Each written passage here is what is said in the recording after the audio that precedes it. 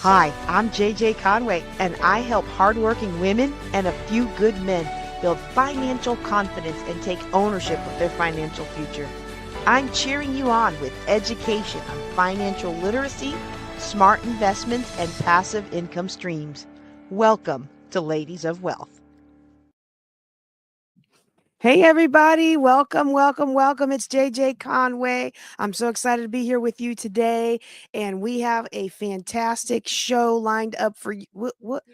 Oh, hello there. Hello there. We have a new visitor today.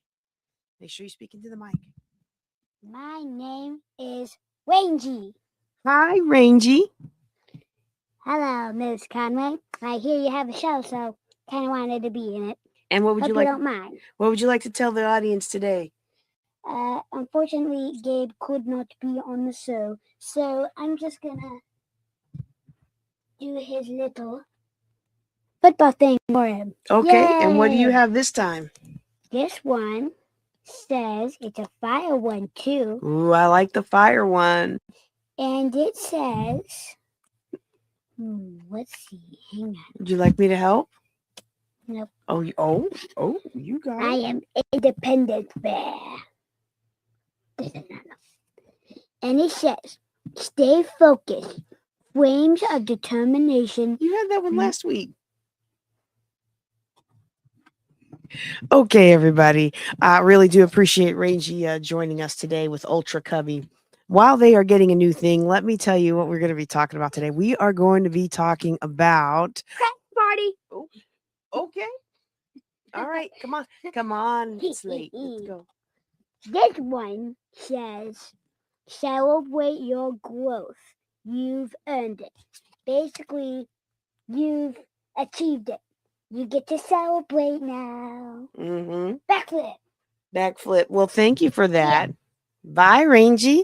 Okay. Well, it's actually a really important one because a lot of times people who are very driven, we don't ever stop to celebrate our successes and our wins. And if we don't stop to celebrate our successes, then we might find ourselves unrealistically doubting our ability to have success. And so having a success timeline is so important in having and being able to celebrate the wins as they come along. And so today we're going to talk about something that has had a lot of success for me over the last, I've been doing live events since 2016. So it's had a lot of success for me. It's one of the biggest ways that I generate clients for my business, and it is through live events. Live events are one of the most powerful tools that you can use to grow your brand, build trust, and actually convert followers into paid clients. And I love followers. And I remember when I was $800,000 in debt, I wasn't going to pay you. It didn't matter how good your stuff was. If it wasn't free, it wasn't for me because I was $800,000 in debt, right? And so, but it's always important. It's always important to have people who pay. Otherwise, there's nobody able to serve the people who can't pay. So there's always got to be somebody's got to pay. Whether it's you, even a nonprofit, somebody's got to pay for the work to be done. Okay. And so when done well, a live event can turn strangers into loyal fans and can turn loyal fans into paying customers. But a lot of live events fail, especially right now. A lot of speakers and conference planners are seeing that the dollars are not always coming in like they used to in the past. And I'm not just talking about COVID businesses, because a lot of people started COVID businesses and they were making money hand over fist, just doing things online that everybody, the world was in chaos and people were grasping for anything that brought hope and anything that was going to feel genuine and anything that felt like they were going to be able to make it. And so there was a different time set that a lot of people started their businesses. And that's one of the reasons why I wanted to talk about live events today, because one of the things that I've been doing is I've been doing live events since a couple years before COVID was a thing. And so I didn't just have a COVID business, but I also had a business where it existed before COVID, it adapted for COVID, and now it's growing beyond COVID. All right. And so that's one of the things that I really want to it's one of the reasons that I really wanted to bring this class, because there's a lot of people out there who are failing it. I don't know a nicer way to say it. Like, I hate to use harsh language, right? And be like, you failed. Well, there are a lot of people who are failing at live events. So guess what they're doing? Those who can't teach. Now, I use that phrase to joke about myself when it comes to wholesaling and real estate. I stink at wholesaling, but I know how to do it. So I love to teach other people how to do it. And then I love to buy their properties when they find me something good to invest in, right? But when it comes to live events, a lot of people, and I only know this because I've been part of their planning, or they've brought me in as a consultant as part of their planning. And then they've gone through the effort of planning their conference, and they may not have, they either brought me in as a speaker or they didn't listen to the consulting if they brought me in as a consultant, and I watched them fail to meet their revenue goals, fail to meet their attendee goals, fail to meet any of the goals that they had for their conference. And then yet, instead of acknowledging that maybe we need to do things a more excellent way, they turned around and packaged the course on how to do a profitable live event. Well, the only profit they were making off of the live event wasn't from the live event, it was from telling you how to do a live event. And I'm seeing it more and more and more.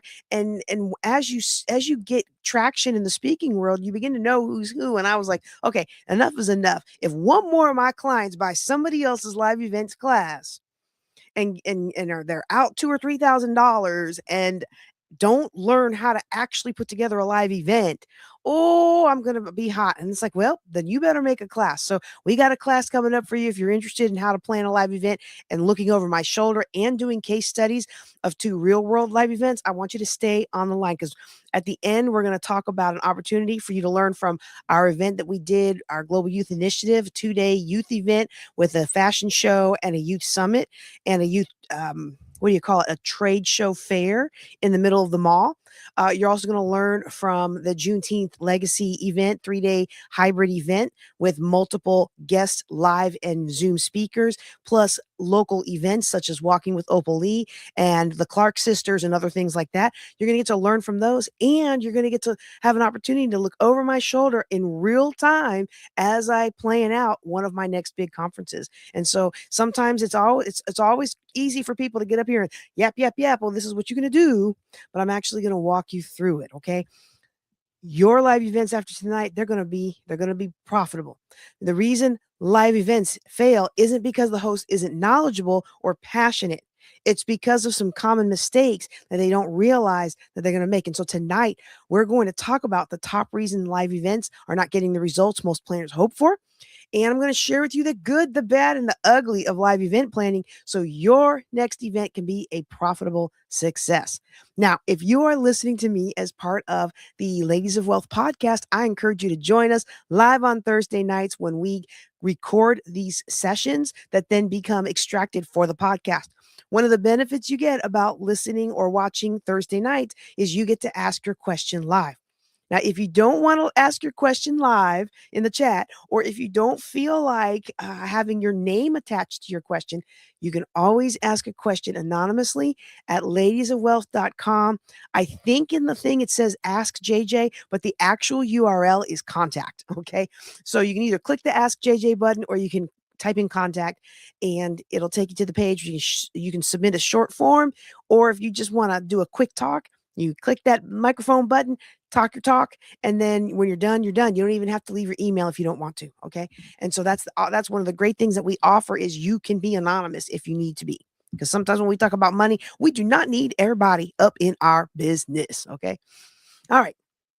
So, and if you are joining us live, I do hope you'll also check out the Ladies of Wealth podcast, because although we do these live on Thursday nights, we do have a lot of content that is coming soon, that and in the past that was not broadcast, like different interviews that I do with people. Most of those are pre-recorded during the day, and content like that. Okay, so let's talk a little bit about. Was there something else I was supposed to add? I think I was supposed to talk about our class schedule. Yep. I was supposed to talk about our class schedule. Uh, Today is our second Thursday. It's our 7-figure business building. Every Thursday, we have a different theme. Every first Thursday is questions. I answer your money questions with what I like to think is style and grace. Every second Thursday is 7-figure business building. It's what we're doing today. And every third Thursday is real estate investing 101. And every fourth Thursday is our empowered entrepreneur. How do you be the person that has what you want out of life? Okay. And so you can watch at any time. If you are not able to join us through the podcast, you can go on most social medias at JJ Knows the Way. Facebook, YouTube, LinkedIn. I don't think we stream to Instagram. Okay. All right. So, how can you ask a question? I think I already covered that, but let me just make sure. You can post a comment in the comments, and I'll get to it when I get natural breaks in the conversation. Or you can go to ladiesofwealth.com. Whew, okay, okay, okay, okay. So now let's talk about why most live events fail. And before I get into the mechanics of that, because that's more of a discussion, I have some slides on I have some slides on planning, okay? Because I'm going to talk to you about planning. Planning is the foundation. And then I'm going to talk to you about the mechanics because we can do all the planning that we want to do, but if we don't do the mechanics, it's not going to work. But if we don't plan, planning is the number one. I should have saved it for the end, but I'm not because I have these slides. And some of you, if you've been with me long enough, you've seen these slides, but we're going to have a little bit of a nuance with it today. Planning is the number one issue that most um, let's see, I'm trying to share my screen here. There we go. If I just pause from my talking and actually do it. Okay. All right. So there's the screen. Seven-figure business building. Why most live events fail. Okay, we're gonna skip. We're gonna skip the building wealth together information. Now let's see this one. I want. Can we do that? I don't know if I like that on the small. So for those of you who are watching on the widescreen, StreamYard is not giving me the opportunity to be also on a vertical. And so if I'm trying to figure out how I want best to display that, I don't like the options it's giving me.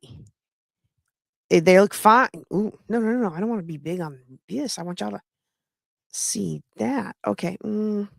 Well, for those of you who are watching me vertically, I'm sorry. I'm not so sure that this is going to work out the way we want it to work. Okay. But we're going to give it a shot. Okay. So, the crucial first step that nobody is talking about when it comes to live events is really understanding your why. We have to understand what it is that we want to accomplish and why we want to accomplish this. It's one of the things that even most speakers don't understand why they are speaking, beyond the fact that they want to speak for a living and make money to talk. Well, making money to talk is not necessarily a great thing. Having a conference just to make money can be a strong motivator, but it usually doesn't push past obstacles. And so, one of the things that we see in our event planning is the most dynamic events are not just those that are money grabs. Now, those work. There are plenty of people out there who have the charisma, the NLP skills, the sales skills, the people skills to go out there and just talk you out of all your money, okay? There are those events, they exist. I don't specialize in teaching people how to do things that are personality dependent. See, I like to teach my clients things that work for, the 80% rule, the 80-20 rule. I'm trying to teach my clients to focus on things that are repeatable and oh, you know what? I shouldn't have said 80-20 rule because that's it. What I'm talking about is the bell curve. 80% of people are in a bell curve, and you have people on either end. That's what I really meant. So I'm gonna have to explain that now. So most people give me my Sharpie. See if I can grab it. Can't reach the Sharpies. I don't know why they're so far away. Okay, so when it comes to success and almost anything in life, most people fall under a bell curve. Okay. You're going to have 80% of people in the middle of average of something. Okay. And then for event planning, we're going to just call these people here on the far left smooth talkers. Okay. We're going to call them smooth talkers. And these people in this other tail, we're going to call them um, masterminds. Okay.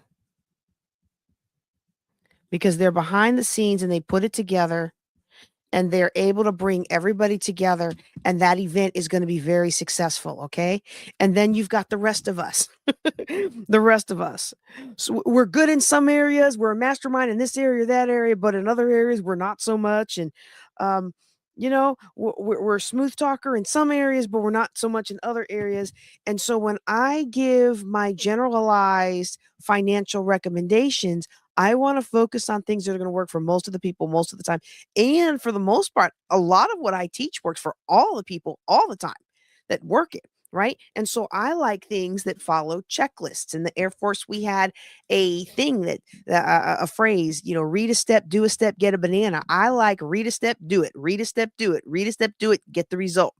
1 + 1 + 1 + 1 equals 5, right? I like stuff like that. Now, people in world of peopling, that's not always the case. But in 9 times out of 10, 99 times out of 100, you follow the foundation I'm going to give you tonight. You're going to be successful with your live event. Okay. Okay. So let's go back to that slide. All right. You have to understand why you are doing this. And I don't just mean the big why, although we like to focus on that in the motivational world, but there's a lot of other whys for the conference. So, are we going to try to generate revenue? That's a big motivator. Most people putting together events, they are putting together events because they want to make money. Okay. But that's not the only reason. There's also list building or exposure, especially for new speakers. In fact, when I went to take my financial planning business, hold on, let me make this big on me. When I went to take my financial planning business from free and volunteering at different churches and to fee, where people would pay me to do this work, I took a class with Dave Ramsey's company, financial coach masterclass. And in the class, Les Ninow and Chris Hogan, they really poured into us. They actually gave me the foundation of my business that I have today, right? So like everything that I do is what Les and Chris taught me to do. I mean, I've had other coaches along the way, but the foundation is what they taught me to do. And one of the things they said was, hey, one of the best ways to attract clients is to speak, and I've found that to be true. And then they said, if you can't find a stage, create one and be your own keynote. And that's why Building Wealth Together annual conference was born, because I couldn't get anybody to hire me. I needed footage, I needed photos, I needed social proof that I could be a speaker. And so we put together a conference.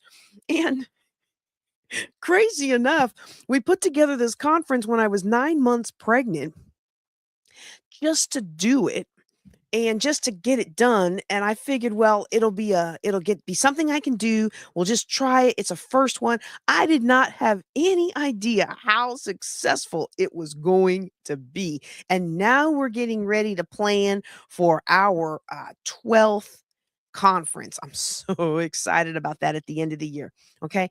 And so we got to understand why. Well, in my case, in that particular case, the reason I was doing that was to get exposure. Okay. Another reason that's very important is higher networks and connections, especially when you're bringing in higher level headliners and you want to grow connection with them. The number one currency of profitable relationships is that first word, the profit. And so it's just like in real estate. The currency of real estate is deals. If you want experienced investors to take you seriously, you're going to present them with actual deals that make them money. Similarly, when it comes to very successful headliners who can open up doors for you, a lot of times money talks. And bringing them into an event is a great way to start a relationship if you didn't have one already, or if you aren't able to establish one already. Excellent, excellent vehicle for doing so. Okay. It helps you to establish credibility. Maybe you are trying. I love this. Y'all will laugh at this a little bit, but it's so true. I once spoke at a conference for somebody who was trying to establish herself in a particular demographic as the voice of masculinity. Now, I understand that it was a little confusing to me. I'm like, how can a woman be the voice of masculinity? But Not she brought one of the world's leading experts in sensitive, transparent masculinity, and I'm telling you, this guy was very impressive. I was very impressed with his talk. I was very impressed with everything that he had to say, and I was like, "I want my child." At the time, I just had the one, I think, but I want my child to learn from him, you know? And I really thought, wow, she's onto something. And he laid it out for her. He said, do this, do this, do this, do this, do this, including continue having your conference, and you will emerge as the authority on masculinity for this particular demographic. And I was like, you know, anybody can build credibility with anything if they put the right tools in place. And that's exactly what she did. Another one, and this is the one that I hope will underpin anything that you learn from me, is that I'm not just making money, but I'm making money by changing lives. Now, that doesn't mean that everybody who comes to me's life is going to change because some people don't do the work. Some people don't take the next step. Some people won't get out of their comfort zone. Some people will not fill in the blank. And unfortunately for most of us, the way that success works is you have to get outside of your comfort zone.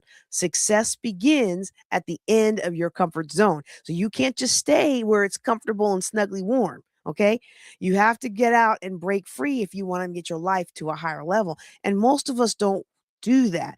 At the same time, though, I want to create pathways that I enjoy, that are fun for me and my family, and that help change lives and put profit in my pocket as well as the pocket of the people who help me execute the vision, my speakers, my vendors, my volunteers. Okay. And yes, there are more ways to profit than just money. There are many more ways to profit than just money. Okay. So you really have to understand what it is that you're trying to do before you launch a live event. You want to understand, am I strictly trying to make money? My decision making for making money at an event is different than my decision making if I want to build connections. It's not always completely different. In fact, the best events that I go to incorporate all of these things in some aspect. However, when we're starting out, it's important not to try to be all things to all people because that's a great way to dilute our message and then attract no one. Let me say that again. If we try to be all things to all people, we will attract no one to our cause or to giving contributions to the things that we think are important. If we try to be all things to all people, we will attract no one. That's for that's for your organizations, your nonprofits, your businesses, your live events, all the things. All right, and so I got this chart. This is actually a reproduction of a chart off of Amazon. there is um there is a chart when you go to launch a book, and this is true for anything, but I just pulled it from Amazon because that's where where I see it most of the time. There's a sweet spot on things. Okay, if price is your path and price is your goal, there's going to be a minimum price there's going to be a minimum price at which you hit the 0 line. The reason the 0 line is not at $0 is because you have to rent the venue. Even if you have your own venue, you gotta find a venue, you can get that donated, okay? But even some of those things have a relationship cost if it's not even a monetary cost, right? You have to get the things, you have to get the speakers, you have to have plates and tablecloths or whatever it is that you need to have. There's usually some cost that goes into the event. Now you may wanna spend on advertising, you may wanna spend on this, you may wanna spend on that. I had a community center in the mall. Half of it was our church and the other half of it was a community center. And so for me, I was able to put on events with very little cost, but the cost still wasn't zero. It could be as little as $25, $30, but it still wasn't zero. Okay. Unless you already have a very large network, you'll be hard pressed to fill your room with just $0. Okay. You wanna have things that entice people, but you could. I'm not saying you can. I did it all the time. I would test a concept, y'all. Ooh, that's a good thing. I wasn't gonna talk about that now, but I don't wanna forget it later because it's not part of my thing. I mean, it never mind. Uh, It's part of what I want to talk about, but it's so far at the end, I don't wanna miss it. A lot of times it's very important to test the concept, okay? And that's one of the things that we'll go through in the class that I'm offering you all tonight at the end of our session tonight is how do you make sure that people are wanting what you're trying to sell, that they want the event that you wanna put together, okay? It's very important to test the concept. And, but you're gonna start off at some point where you break even. You have to figure out what that point is. It's different for every event. And whatever you find out what that point is, uh, then if you are able to increase the price, you will probably get more profit. Okay. But the problem is you get to a point where, okay, my ticket costs, maybe my ticket cost is about $20 for the way that I like to do basic events, not my high level events, but the basic events. The basic event, the basic price is about $20 to $25 to break even. My higher level events, the basic price is going to be about $200 per person to break even. You know, when we go out to Sweetie Pies or one of these other really nice steakhouses and we do the private room, that's a little bit more of an elegant affair, especially if we're doing nice tchotchkes and we do cups and all those kinds of, just and the swanky rose gold pens and all that stuff. Okay, that's going to be like $200 $300 per person. But there comes a point where you raise that price up so much that people stop buying.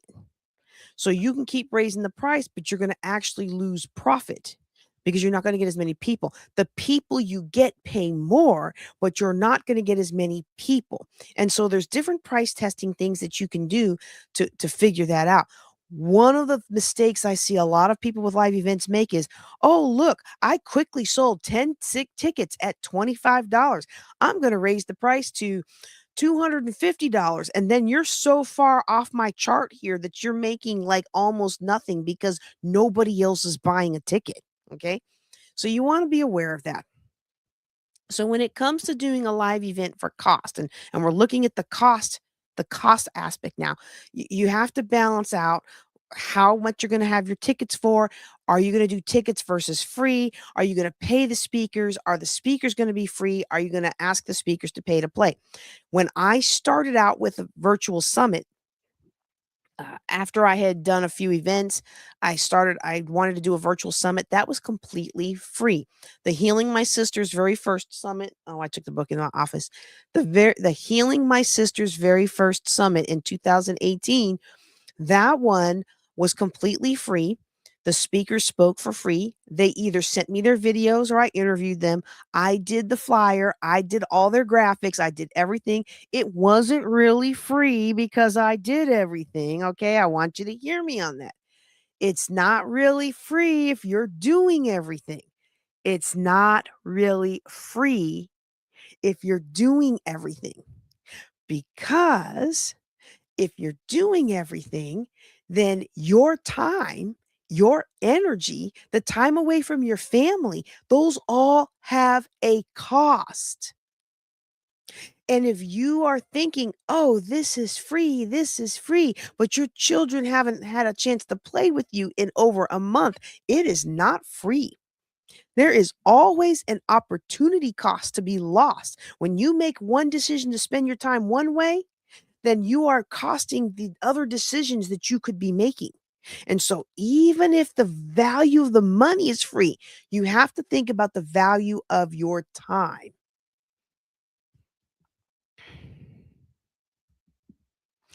All right. I have heard many speakers. Now, it's funny. A lot of speakers say this, they don't really mean it. Let me take that back. Let me take that back. I've heard a lot of speakers say, oh, well, I'll just speak for free because I can sell in the back of the room. And then when I'm like, okay, great, come speak for free. And they're like, oh, no, you're going to have to pay me. You have to decide, okay, you're gonna have if you're not going to pay speakers, then you want to let them sell from the back of the room. Most times an experienced speaker is going to get more money, more compensation, more clients by selling from the back of the room. Okay. If you're planning a live event and you want the revenue in your pocket, don't make the mistake that I made. If you are planning an event and you want revenue, you want money in your pocket, don't make the mistake that I made. and let everybody sell stuff. And by the time you get to the end of the conference, nobody's got money left to buy your stuff. So you have to be very careful with that. When I have a conference that I'm allowing all of my speakers to sell, I make sure I am making my profit on the ticket sales and the event composition. Okay. So you want to keep that in mind. And then if you're going to have vendors and advertisers, that's always a good thing to help cover the cost of the event, okay, and to help add some revenue to the event, give you some wiggle room to the event. But all of these things have a balance. And I do want to speak to speakers, okay? And I see the comments here, and I appreciate those of you who are on. I will answer the questions when we get to a break. But I want to speak to my speakers now, okay? So I specifically want to talk to my speakers in this moment.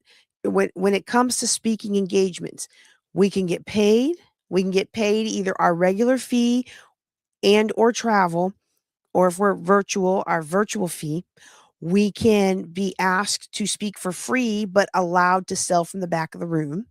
We can be asked to speak for free or reduced costs, but compensated in other areas such as the footage or graphics or things like that. Okay. Or we can be asked to pay to play. And I generally in my events, I am generally working with a budget on the lower end where I might be able to afford to pay Hall of Fame speakers or other headliners, but then everybody else is either at no cost, or if it's a bit more of a swanky event with more logistics, then there will be a speaker buy-in, and then the speakers will get compensation through affiliate fees and things.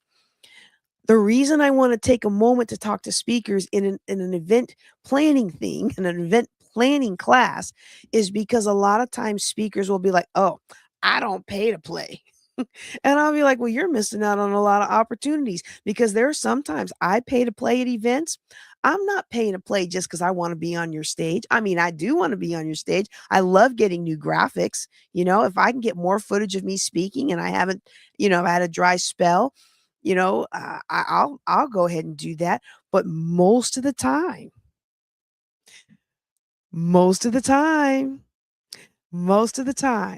when I pay to play, it's because I want to build relationships with the other speakers because I host conferences. And guess what somebody needs who hosts conferences? I need speakers.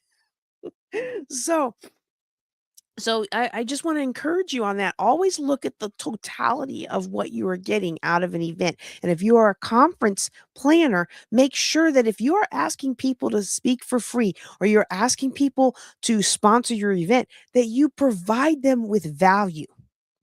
I get people very often, they're like, we want you to come sponsor our event, and our minimum sponsorship is $5,000. And you get a link on our website. And I'm like, yay, no. A link on your website that's not gonna be here next year. Oh, I said that out loud. I did. That's not gonna help me. Now, if it's a link on your website and you've been doing this for 20 years or 10 years or 5 years even, that's different. Well, you have to understand what people see behind the scenes when you make your request. And your website is I'm a great person at Wix.com. Okay? So we go through all of that. I go through all of that in my course on events that I'm going to talk to you about later for those of you who want to dig a little deeper. And I walk you through, and it's mind-boggling to me how many people will bring me in as a how many people will bring me in as a consultant, and then when they want to talk about sponsorship, they're like, "Well, we'll give them 20 virtual seats." And I'm like, "But they don't need you to give them 20 virtual seats. As soon as you give them 1, they're gonna unless you're on a platform like Remo or, one of these other Hoova or something like that, Hopin. I don't even know if that one's still in business. But unless you're on one of those controlled platforms, you give that link out once, they can send it to the whole family, they can put the whole family, the whole company, they can broadcast it to their conference room. I mean, that's not going to sway a sponsor from giving a $500 sponsorship to a $5,000 sponsorship. You have to really get at What sponsors are aligned with your event and what do they want? Okay. Whew. Okay. All right. So, if you're doing live events for credibility, the cool thing about a live event that you're trying to do for credibility is it doesn't have to be a big blowout. Okay? You don't have to have a big blowout to have a good event that builds your credibility. What you are looking for in an event that builds your credibility is you're looking for an event where you can get graphic and social proof of you speaking and doing a great job. And so, even if you are giving a free class in the library on how to avoid scams, because I can't go into most libraries and teach on wealth building, but I can go into most libraries and teach on how to avoid scams. And when I got started, guess what I did? I booked rooms at the libraries and we talked about how to avoid scams. And guess what I did with that footage? I used it as social proof for getting other speaking engagements, okay? So in other speaking engagements that I've done, I've set up a camera and had a good giveaway that people really wanted. Okay, give me a quick 90-second testimonial and you get this $50 CD or you get this book or you get whatever I have on hand, okay? And so you can do that. Now, when it comes to having a live event, I do want to let you know, you might feel like you have got a great idea for an event. Hold on, let me make me bigger here. Yeah, no, I don't want to be bigger. Let me make the screen. You may feel like I have this amazing idea for an event, but I am not a professional speaker. Can I do this? Yes, you can. Not everyone who plans successful events is an amazing professional or public speaker. People who can put the event together and bring the right personalities to the stage can still make significant profit, have significant impact, generate significant credibility for their cause, for themselves, for their company, and also be able to build incredible connections between the attendees and the headliners and achieve their goals. Sometimes sometimes you can put together a conference where other people come in and you set up a profit share where you take a percentage of whatever that speaker sells, and you could make more money than if you tried to get up on the stage. And guess what? That's okay. It's all part of the process. So don't dismiss events just because you don't feel like you're behind the mic stage speaker with a big personality. It's okay. You can still be successful with live events.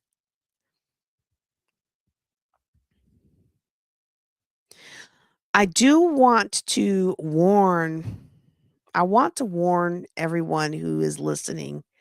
I want to warn everybody who's listening. You really, really have to be careful about folks trying to teach you how to do live events. I know. I'm not saying things the right way.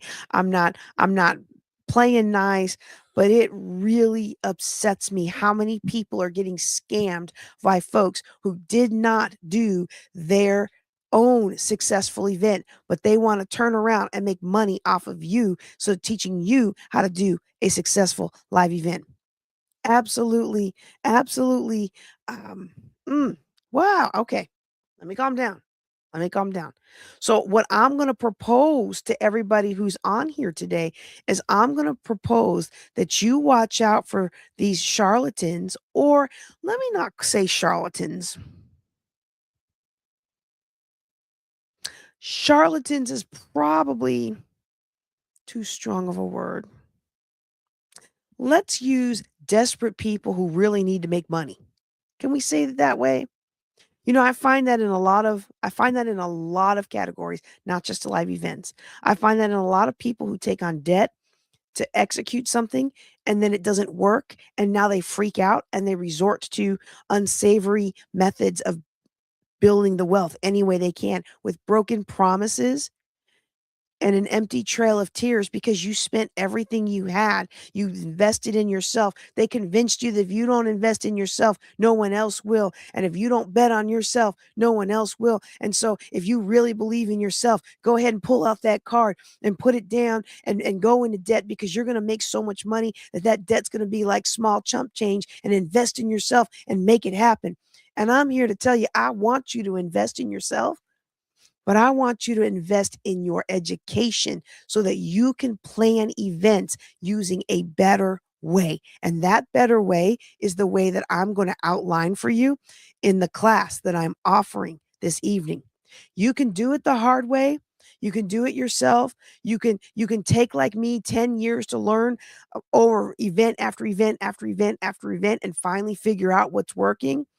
Or you can learn from someone who, I guess I need to learn how to update my slide, someone who has 10 years of winning at events, after a lot of events not going well, finally figured it out. All right. You can learn from somebody who's been doing that, and not just, and not, oh, let me add this. And hold on. Let me just, my screen is going very slow. So let me make me big here. Instead of learning from somebody who did one event and lost money, you have the opportunity to learn from somebody who's been producing profitable events for the last 10 years. And not just telling you that I have profitable events, but almost every time I do a real estate or other class, I mention my CPA, Iberakoya, the wealth building CPA. And she has been doing my taxes. And there are some years the revenue is up and there are some years the revenue is down. But one thing she will tell you is if you look at all those special schedules that I'm filing, I have a lot of business income.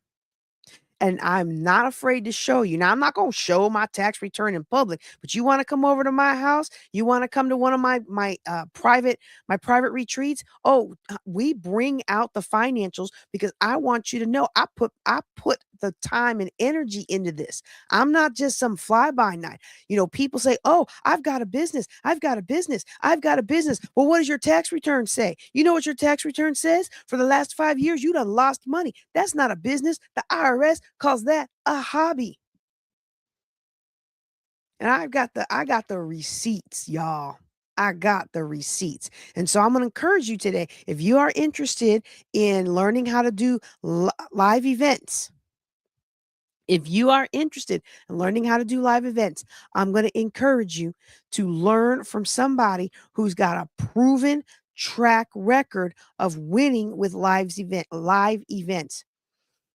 I want to invite you as one of my special VIPs to a pre-launch special that we are doing. It is pre-launch this week. It's going to start.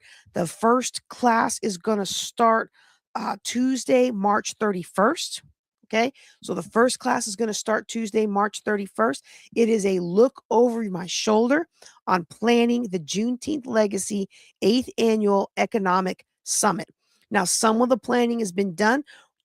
We just confirmed that we will be at OSU in Tulsa, and I am reconfirming with those speakers who gave me a soft commitment. We are firming up our commitments with all of our speakers that gave me soft commitments, and then we will be doing an open call for additional speakers. And what I'm offering with you is that part is already done. Okay, I'm still working through that. But once we get that done, and hopefully by March 31st, or otherwise you'll get that too. But what I'm offering for you to do, where is my slide? There we go. What I'm offering you to do is to come look over my shoulder. Now I'm going to take, because my computer's acting a little wonky, I'm actually going to take me off of I'm going to take me off of the screen really quickly because I'm going to take me off the screen because my computer is taking too long for me to go back and forth between the PowerPoint and you. Okay. And once I finish this, we're going to go and I'm going to give you some real world issues, some like tactical details. Okay.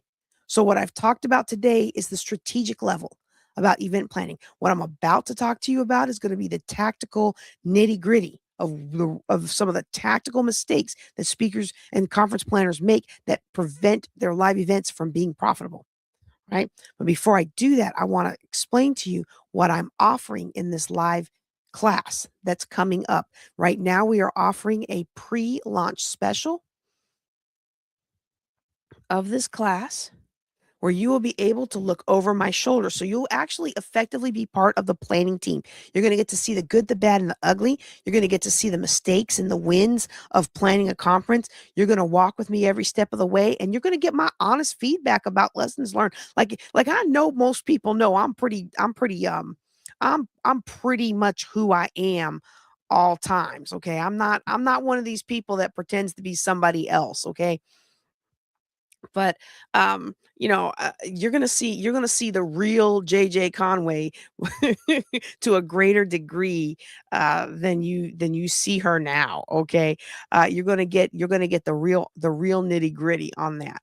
Okay, you're gonna also get to sit in on any negotiation calls that am able to make. Granted, some of that negotiation is already done because the biggest negotiation is between the headliners and the venue. Okay. But we're going to go through and I'm going to walk you through all of that. We're going to actually sit down and do 2 case studies.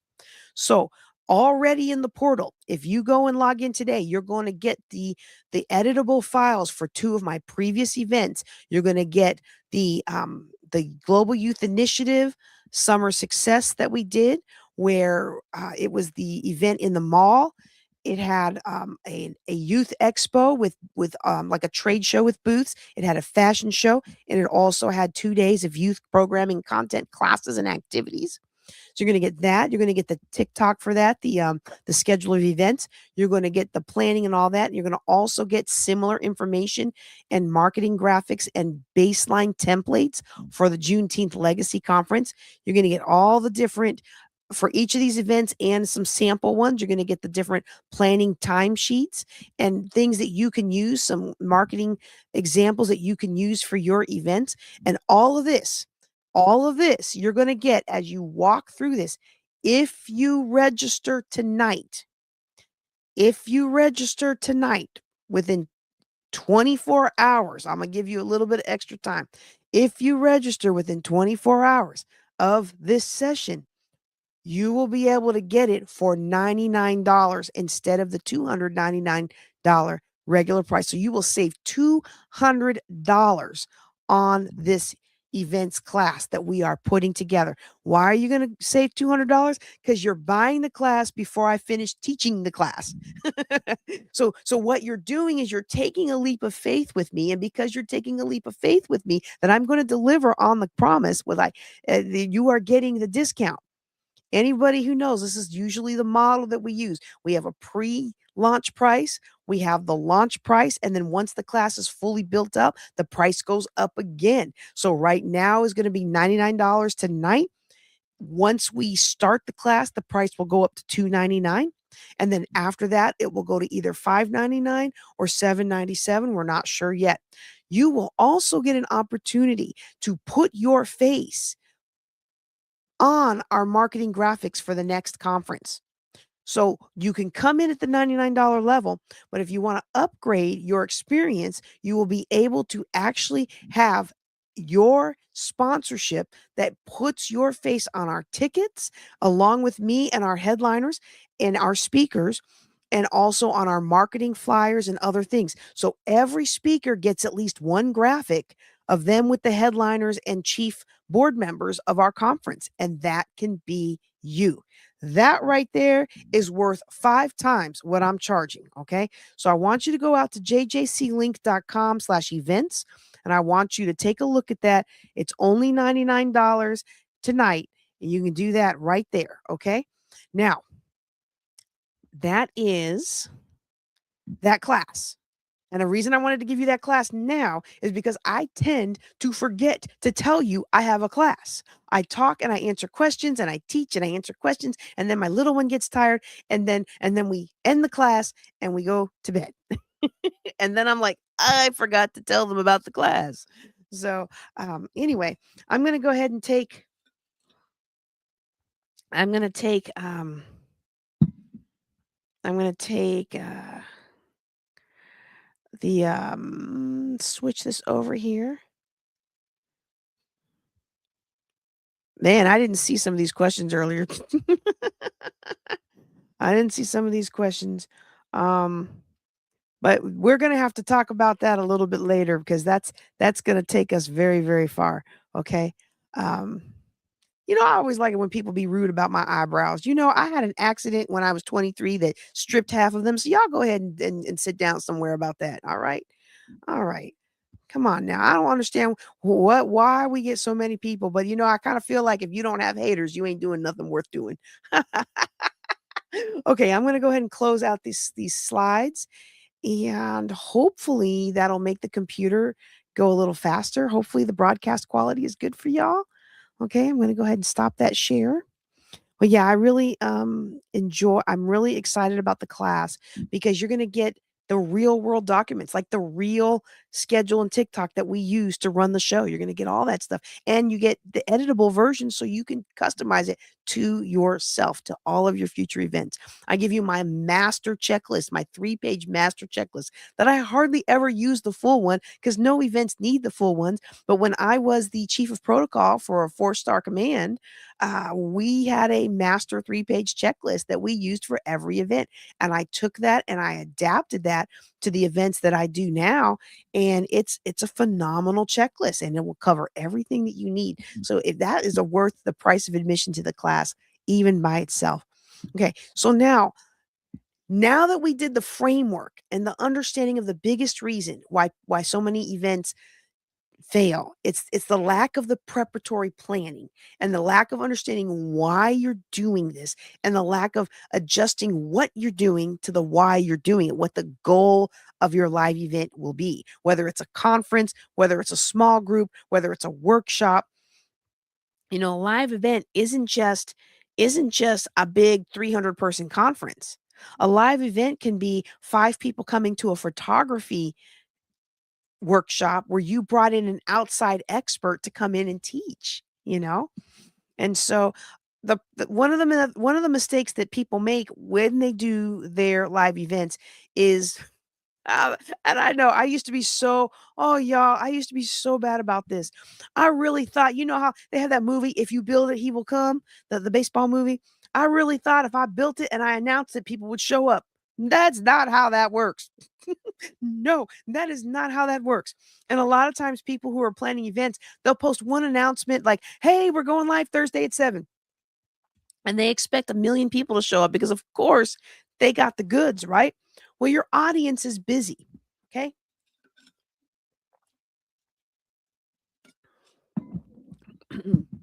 Your audience is busy. Social media right now is really getting on my nerves because it doesn't even serve all the people that would like to see your stuff. There's so many things I find out about after the fact because people posted on Facebook and they just figured I was going to see it. Like even if I didn't have 500 friends or 5,000 friends and however many followers, even just that alone is going to make it difficult for me to see everything that everybody posts. But when you get to a certain amount of audience on Facebook and Instagram, it doesn't show you your friends anymore. Anytime I go in there, it's like I have to actively seek out people that I'm wondering how they're doing, that they came to my mind and I'm praying for them because it'll show me sponsored, recommended for you, a group you might like, somebody you might know. And if I click the group I might like, instead of showing me stuff from that group, it shows me 20 other groups you might like.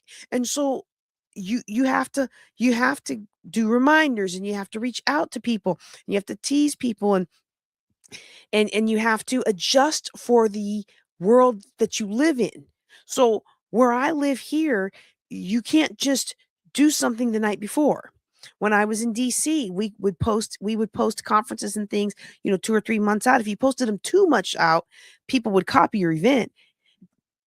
But you still have to give people time to plan because schedules are so busy. And when I was in the DC area, the DMV, DC, Maryland, Virginia, people were busy. Everybody had like 2 or 3 jobs, a side 2 or 3, they had a main job, 2 or 3 side hustles and a nonprofit, right? So everybody was really busy. So you couldn't just do it the night before. But when I moved to Shreveport, Shreveport is a gambling town. Shreveport has a lot of tickets that go at the last minute, super discount. They have a lot of events that happen that at the last minute they open it up for free. So in Shreveport is a very fickle town. So you can't just plan to, a year out and expect to have a full house. You kind of have to nurture that all the time. I mean, I would still plan a year out, but you have to nurture that, and you have to understand that people are not going to make the decision until the very last minute because they are looking for the bigger better deal, right? And so it's important to understand that we can't just we can't just hang a shingle and expect people to show up, okay? Another big thing, and this is another mistake that I made a lot, was that the topic was too vague. And I gotta tell you, I got a love-hate relationship with niches. Niches are riches, right? Necking down who you're talking to is a great way to get the people that really want to hear what you have to say. And I'm a big fan of microsites sites. I've got 300 and something domain names, and a lot of those, they don't make me much money, but once they're set up, the little micro niche sites, once they're set up, they bring in consistent money here, $1 here, $5 there, $10 there, $20 there. And you do it and you set it and forget it. And as long as I'm making my $10 a year for the name back, I'm really good. $100 here, $100 here, $100 there every month, it adds up, right? And so, I'm a big fan of niches, but when it came to doing finance, I was very hesitant to niche down to ladies of wealth because we had the people that I modeled my business after didn't niche down their businesses. They went for everybody who was trying to get out of debt. And so, but that doesn't work in today's world as well. It's really important to really niche it down to what is a specific result that people are going to have when they work with you. I help hardworking women and a few good men dump debt, build wealth, and leave a legacy. People come to me, they hire me because they want to dump debt. People come to me, they hire me because they want to build wealth. People come to me, they hire me because they want to leave a legacy. They didn't just build all this wealth to have it, they wanted to do something with it that's lasting in the world. Those are the people who come with me. That specific result. What is the specific result that comes from the Juneteenth Legacy Conference? You will learn about certain things. And we're gonna keep it real G rated for the room right here, okay? Because y'all know I have my little one in here. People who attend Juneteenth Legacy, they're going to learn about certain obstacles to building wealth for certain demographics. They're going to connect with others who struggle in the same areas, and they're going to walk away with a strategic action plan for what their next steps are to build wealth despite those obstacles. That is what that conference is about. It's not a wine fest. It's not a I can't stand this, I can't stand that fest. It's not a they owe me this or they owe me that fest. Yes, they owe me this. Yes, they owe me that. But what are you going to do about it in the moment? In the moment, I'm going to take action and create the life that I want to create. And what are the workarounds that I need to create? If you put barriers in my way, what do I need to do to get around those barriers? That's what Juneteenth Legacy is. You want to have people walk away with a specific result. Each one of my quarterly women's wealth retreats, we have a specific result. One of our quarterly retreats is about getting our money under control. It's a money management spend planning and future planning retreat. One of our women's wealth retreats is about investments. You are going to come away with an investment strategy that is designed for your unique personality, health conditions, family situation, and risk tolerance. Another one is our multiple streams of income, and another one is about our legacy building and estate planning. Very clear. You're going to walk away with a specific result from those women's wealth retreats, right? Okay. So I hope that you can see how being specific about what people are going to get is going to help them come to your events. So, like, let's talk about finances. That's not a great title. It's an okay title. If it's the only one you got, start with it and get a result. I'm a big fan of get a result and then tweak the result. But a better topic might be 3 ways to stop living paycheck to paycheck in the next 90 days. That tells me very clearly what kind of people are expected at this event, and it tells me very clearly what I'm going to learn to do. And it's also a filter. It's a filter for people who you don't want. If you're going to teach on how to stop living paycheck to paycheck in the next 90 days, well, you don't want people who are financially independent. So, and vice versa. You don't want to have an estate planning wealth. You don't want to have an estate planning philanthropic retreat with people who are still figuring out how they're going to rob Peter to pay Paul. So you want to make sure it's very clear who's going to attend, who's going to benefit, and what are they going to get out. Okay. Now, I am sharing you these mistakes because I made them, and I sometimes still do, and especially this next one, because too many of us, your girl included, start off with teaching instead of connection. And especially when we're in an online class like this, it's more difficult for me to build connection because I don't know who's on. And unless you drop something in on the comments before I get started, like when we're in that initial intro, you know, I'm getting better. I'm getting better. When I'm at a live event, I like to go and I like to meet with people one on one and connect with them. Um, but when we are trying to get people to come to our event, so we are hosting an event, we're trying to make that event be successful. A lot of times we start telling them what we're going to teach them in the event instead of actually explaining how the overall event is going to help. And for me, one of the ways that I have learned to get around that is to highlight my speakers. Okay. Instead of jumping straight into what it is I'm going to lecture somebody about, I help build the energy about this person this and this person that and this person's going to do this and this person's going to do that. And it also is going to be the same as when we open up our events. Now you might say, "Well, JJ, I'm not good with that. That's why I'm planning the event." You can hire somebody to do that. You can hire somebody to do that, and they can be your MC. And you don't have to have all the skill sets to make wealth. You don't have to have all the skill sets to build wealth. In fact, the smartest people who make the most money aren't the people with all the degrees behind their name. It's the people who know how to leverage the individual skills of the people with the degrees behind their names. Oh, I done said a mouthful. Let me say that again.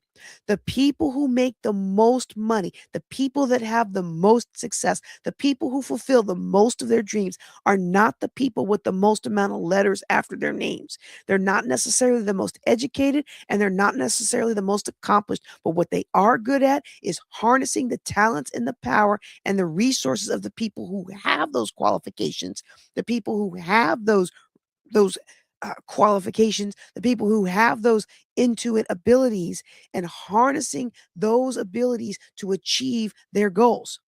So I don't have to be perfect at all the things. I can bring into my team somebody who's good at that.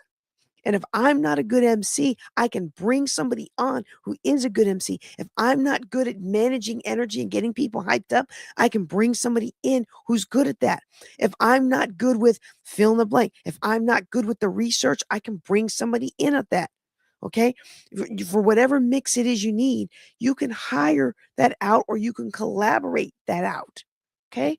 Don't feel like you got to do it all. The best events are when you don't do it all. The best events are when you have people who are so bought into the mission that they bring their talent to your table and use it to bless everybody. Ooh, and when you let them. Okay. Oh man. If I had, because I host a lot of micro events and even teaching classes like this could be a live event. Hang on.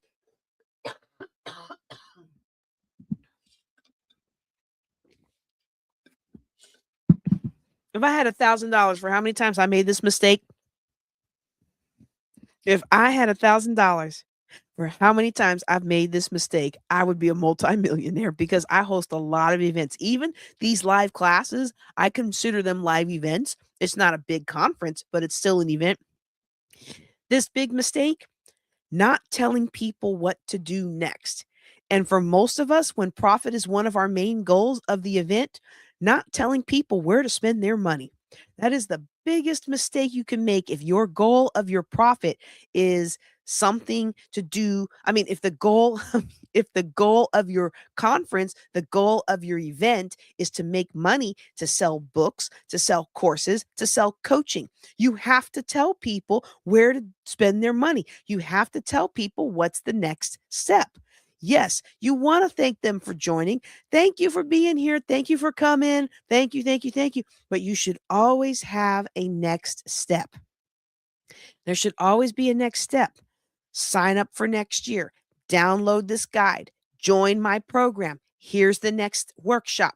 Here's the strategy. Book this book this strategy session. Enroll for the next Women's Wealth Mastermind. Without a clear call to action, you could have the most amazing event with great speakers and thought provoking sessions and little impact. Okay. And so, one of the things that we want to do is get in the habit of always having a next step. I'm not good at that. I make that mistake a lot. And I've gotten to the point where I know I need to do it. So if I'm running late, I throw, you know what, y'all, if I'm running late or I don't have a class prepared that I'm selling people into, I throw an affiliate link down there and we're just going to roll on, but I'm going to sell something. I'm going to give you a next step. I'm going to invite you to be connected with me and to take the conversation further because otherwise, okay, that was great. I'm going to go on about my day. And then a week from now, you're going to have forgotten what we've done. And so when you hold an event, one of the things you want is for people to come back. So guess what a lot of very successful events do? They have enrollment at discounted prices for next year's conference. Oh, ho, ho, ho. They have enrollment at a discounted price for next month's session. See how that works? You can do that too. Okay. Okay. So let me think. Let me just excuse me for just a second.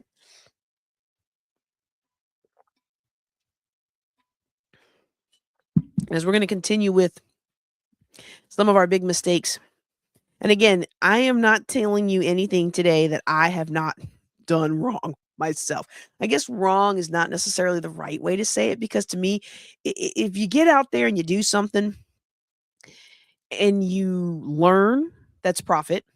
If you get out there and do something that's not perfect, but people buy it, and the people who are trying to be perfect don't do anything because it's not perfect and nobody buys from them, you still win.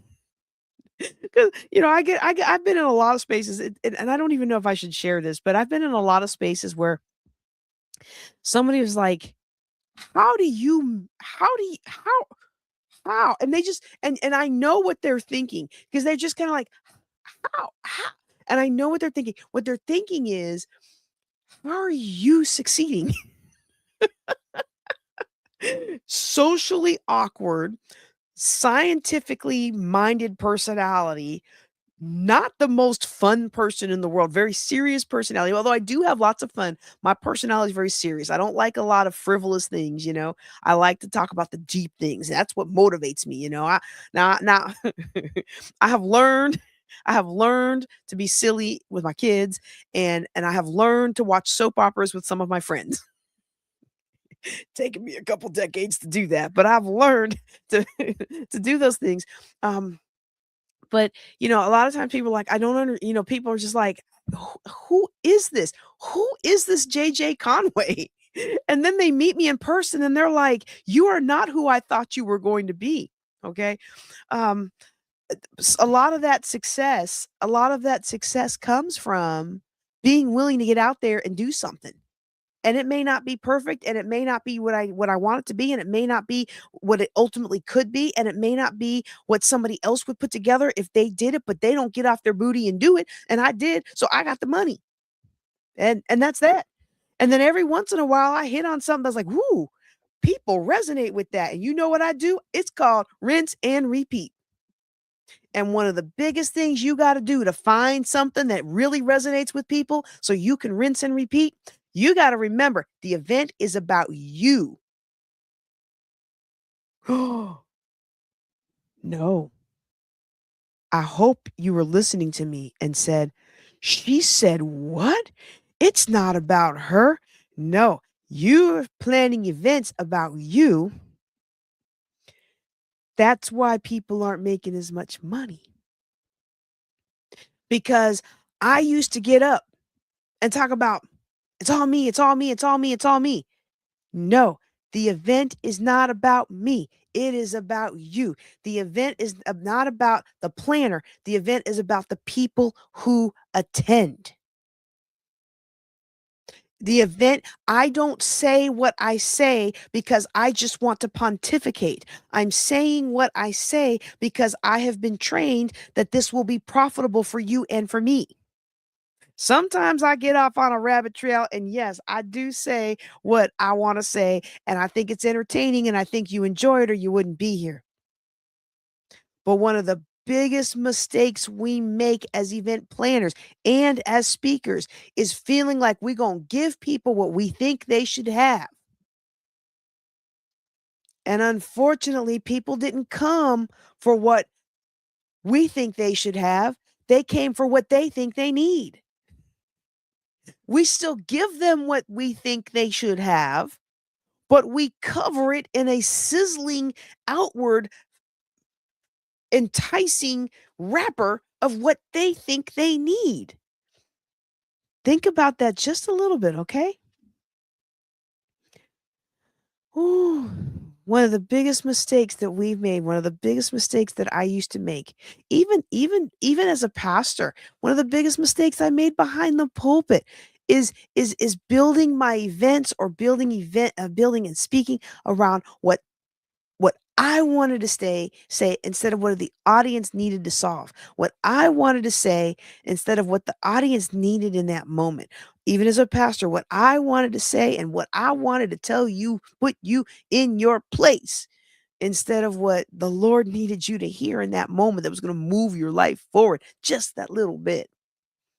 People attend events because they want solutions, they want profits, they want connections, they want transformation, they want insight, they want to make more money, they want to catch a mate, they want to be fatter. I know I didn't say that right. They want to be, I was gonna say bigger. They want fatter wallets. That's what I really meant to say. I hate when I get on a roll and then I just mess it all up, right? But people, they don't come because they just don't want to be preached to all day and a whole bunch of PowerPoint presentations. They want to get something out of it. They want to lose weight. They want to get healthy. They want to manage the symptoms of aging. They want to attract the mate of their dreams. They want to be able to travel around the world and not worry about money. All the things that they want. They want to be able to buy a piece of real estate. They've been working all their life and they can't afford a simple small house. Oh, they really want to just be able to accomplish something before they can't do it anymore. And you can offer that to them. And now your event sounds like something's going to do something for them instead of a long presentation about you and you and you and you. Yeah. Yeah. So ask yourself when you're coming up with the theme of your event or the theme of the workshop or the theme of the conference, what problem is going to be solved for the audience, okay? You want to be able to have a a problem that you're solving. You want to be able to make a clear I don't want to say aggressive, but a good assertive way of marketing that. You wanna be able to personally invite people, and yeah, you can't invite thousands of people personally. Well, sometimes you can, but if you can take it beyond a random flyer and make a video and throw some Facebook ads or Insta ads or something like that, or if you can do direct messages, personal emails, conversations, a lot of that, it makes people feel personally welcomed, which makes them more likely to wanna attend. And then you wanna make sure that the energy is in the room, that it's feeling alive, and people feel like that they're going to change something. Something's going to change in their life. It's going to change my life. It's going to change my life. My life is going to be better because I'm here with you. I'm going to learn something new that I never learned before because I'm here with you. I'm here with all these speakers, and they're going to teach me how to do better with AI, how to write that book. They're going to teach me how to buy that house, how to invest in the stock market, how to start my business, how to get healthy when I don't have a budget for the gym. I mean, I can feel it. Life is going to change because I came to this event. That's the kind of environment that you got to create. And it all ties into making sure it's about them and not you. Okay. Oh my goodness. I hope you've enjoyed that today. I want you to remember live events don't fail because people aren't interested. People are spending big money on live events all day long. People are spending hours on webinars that teach them nothing. A lot of fluff, hyperbole, but they don't actually give you anything. And if you can come in and give people some encouragement and put some substance behind it, you can change lives while building wealth. You can build wealth that makes an impact. If you can have the invitation, the message, the structure that's designed with the audience in mind, where you focus on solving real problems and you make people feel personally invited. You give them a clear path forward to how to spend their money, time, or energy resources with you next. These live events can become one of the most powerful tools you have to grow your influence and your impact. Y'all, and when you do that, the room fills up and the conversation changes lives. Oh, I hope that you have enjoyed that today. I hope that you have enjoyed that today. Okay. I am, let's see.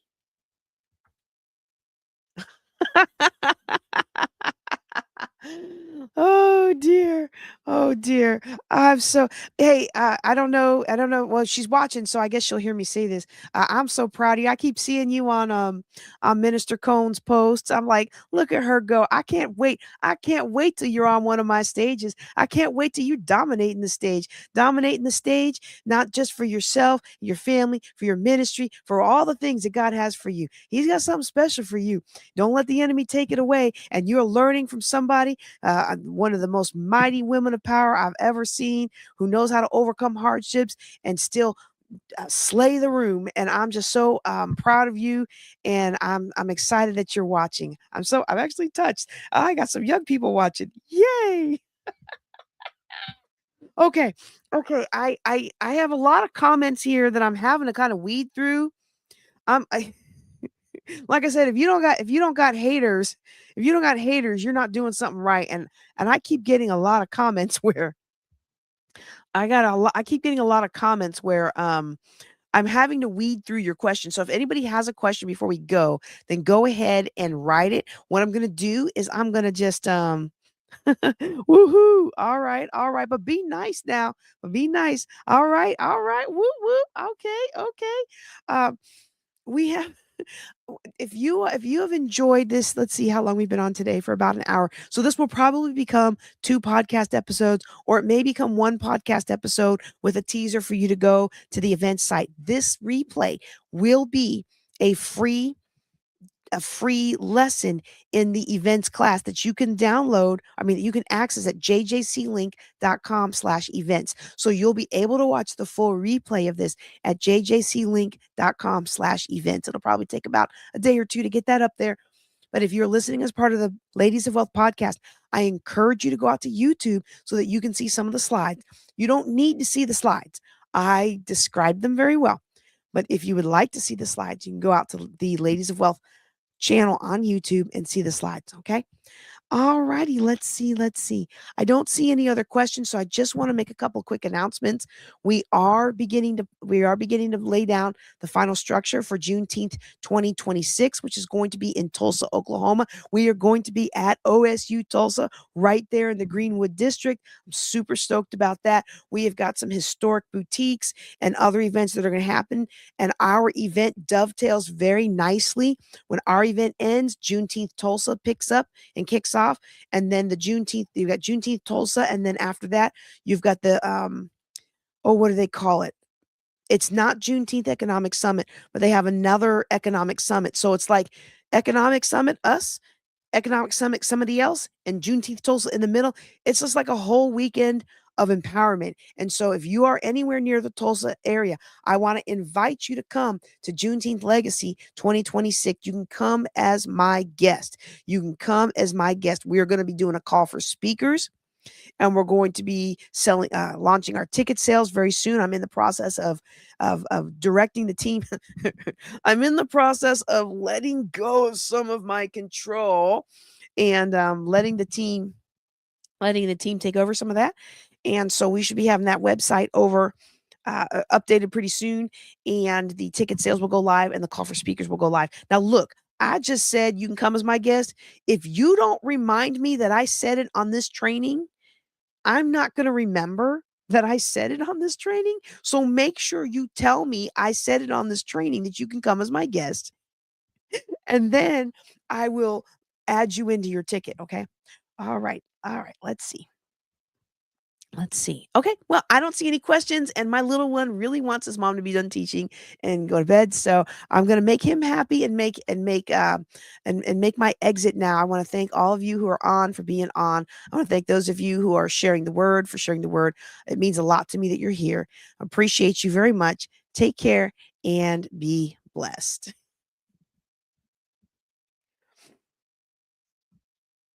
Oh, you know what I forgot to do? Y'all humor me for a second. I need to turn it off, but I also need to screenshot the comments because we're having an issue with people saying stuff and then they disappear. The comments disappear. So then I can't go after the people that are saying some of the evil things. We had people using racial slurs on one of these. So just give me a second. I've got my phone going. I'm just recording the comments so I can get some of those out there. The crazy thing, and what's actually a good thing, y'all didn't see them because after the broadcast ends, people go in and delete them all. But it's like, okay, but you did that during the thing. So we're gonna figure that out. Thanks for your indulgence. All right, good night. Next week it'll probably be a pre-recorded class because it will be our tech week for The Promise. The Promise is a fabulous show about the resurrection of Jesus, and me and my son are performing in The Promise. And so every night next week, we will be doing what's called Tech Week. That's dress rehearsal run-throughs all week, every night.